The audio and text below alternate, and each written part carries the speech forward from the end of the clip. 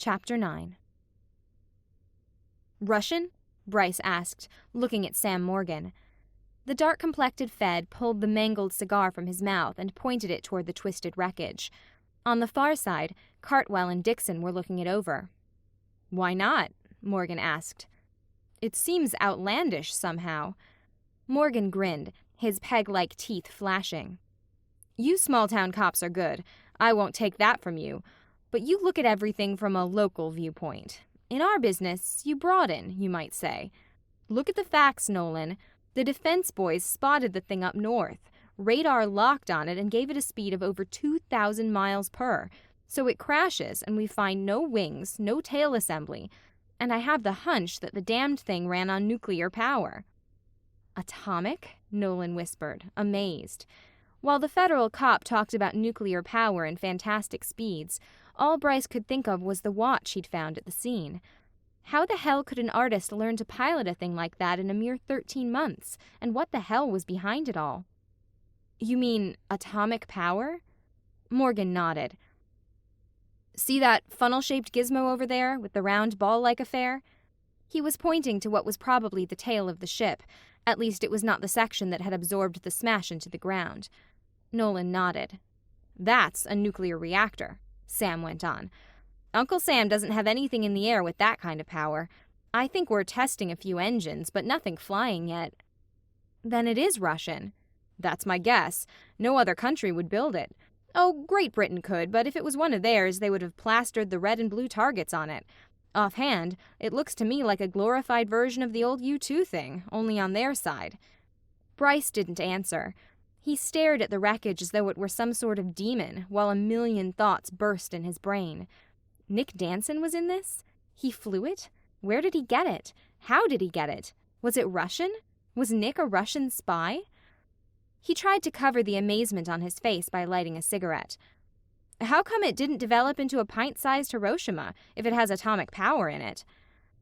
Morgan grinned at him as though he was a kid. "I said it was powered by atomic energy, not atomic bombs. There's a kind of difference in—" "Hey, Sam, come here!" Both of the men turned to look across the twisted mass of wreckage to where Cartwell and Dixon were standing. The blonde Fed was holding up a piece of the wreckage, and his face glowed with excitement that he didn't try to cover. "Come on, Nolan," Sam grinned. "Let's go see what my buddy dug up. I'll bet it's a Russian manufacturer's trademark." They skirted the wreck and trotted up to where Cartwell stood with the piece of metal. "Russian, huh?" asked Sam. "Russian, hell," Cartwell snorted. "It looks like a cross between Chinese and Arabic." Sam took the piece and looked at it, the cigar clamped belligerently in his jaws. After a tense moment, he grunted noncommittally and passed the thing to Nolan Bryce. He knew nothing of Russian, Chinese, or Arabic, but he knew what Chinese characters looked like. The imprinted marks on the metal bore a certain resemblance to the Chinese language, but yet were not the same. It consisted of strange marks that were like nothing Bryce had ever seen before. "There are similar markings on the control panel," Dixon said into the silence. "Crap," Sam Morgan snorted. "I say Russian. How about you, partner?" Cartwell furrowed his blonde brows. "I think I'd rather let an expert look this piece over before I make any kind of guess as to where that wreck flew from." He turned to Nolan. "Where can we find an expert, Bryce?" "Everett College would be the only place I know of." "Okay, we'll give them a try. Where's Lieutenant Peters?" Morgan jerked a thumb over his shoulder toward the other side of the clearing. "Over there," he said, dressing down one of his weekend warriors. "Sam, how about going over and remind him to keep any characters off the site? I have a horror of having the newsboys scoop us on this." Sam nodded and took off to talk with the army. Dixon looked at Cartwell. "Anything for me?" he asked. "No, just continue with your investigators. You can make the arrangements about having this thing hauled down to Everett, but check with me before you do, okay?" Dixon nodded. "Come on, Bryce," Cartwell said. "Let's get Morgan and find out what the college professors can tell us about this screwy thing." They wrapped the piece of metal in Cartwell's jacket, and the three of them headed through the forest toward the road in the valley. Professor Nichols was a wisp of a man who peered at them through small, bright eyes nearly hidden in fleshy folds. Although his body was about the shortest Bryce had ever seen on a man, the brain beneath his crop of white hair had made him a giant. A linguist all his life, Professor Nichols spoke a dozen languages fluently, in addition to reading and writing them. Bryce knew him by reputation and grinned at him as he came into the empty dean's office.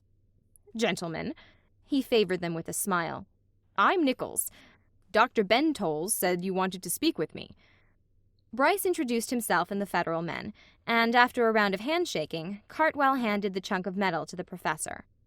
"We'd like to know about the writing, Professor," Sam put in.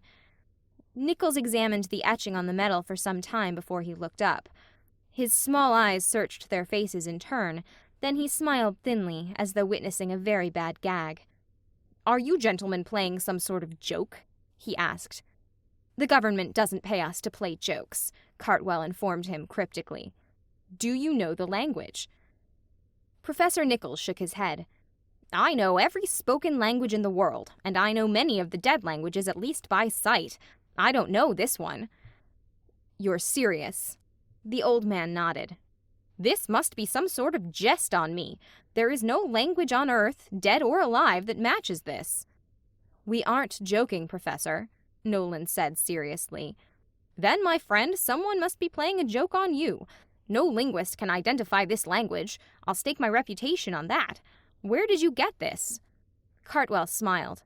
"I'm sorry, Professor, but we cannot disclose that information. We'll also have to ask you to forget about it. Government business, you know."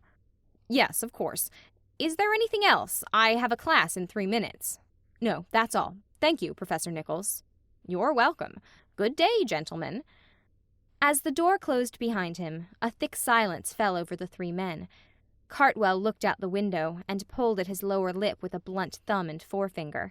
Nolan sat on the edge of a desk, looking at the strange writing as an ethnologist might stare at the bones of the missing link. "What now?" Sam asked softly. "Call in a Martian to get his opinion?" "It's not funny, Sam."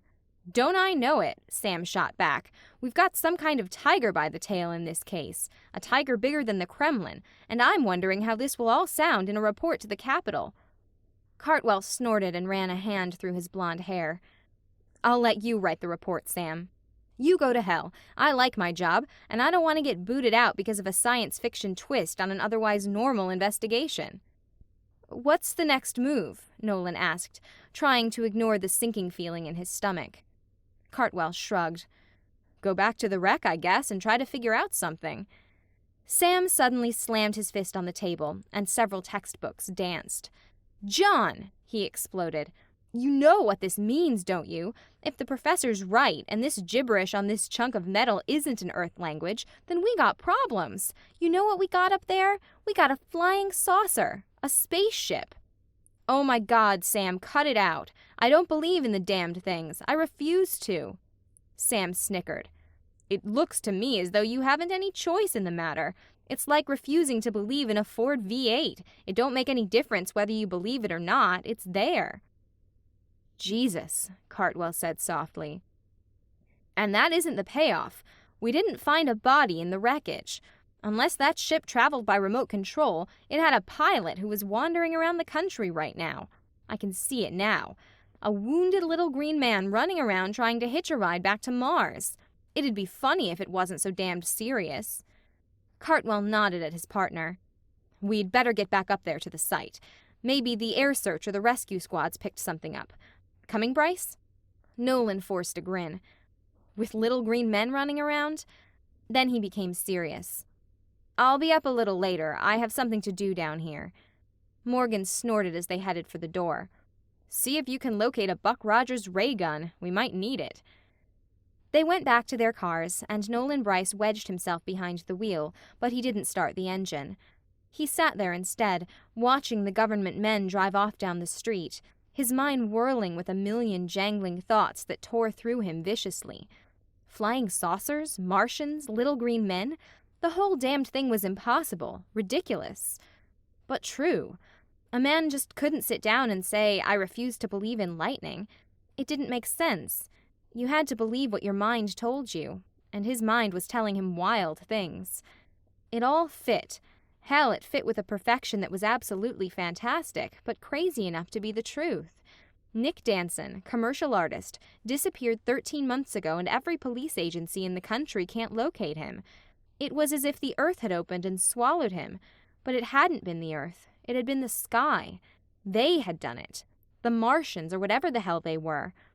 Why? Why steal a Terran? To replace him? To send an alien being down to take the place of the Terran they had stolen. That took care of the confusion the watch had represented. For a while it had looked as though Nick had piloted that spaceship, but now Nolan knew better. It wasn't Nick. It was an alien. Beth. Had an alien, posing as Nick, located Beth and was now engaged in using her to help in whatever they had come here to do? How many other missing persons cases were wrapped up in this thing? How many aliens were walking the streets of Earth right now? To hell with that, Nolan, he roared at himself. The important thing is Beth. You've got to find out about this thing and stop it before something happens to her. He started the car, slammed it into gear, and gunned it out onto the street, the tires screaming a protest. End of chapter 9.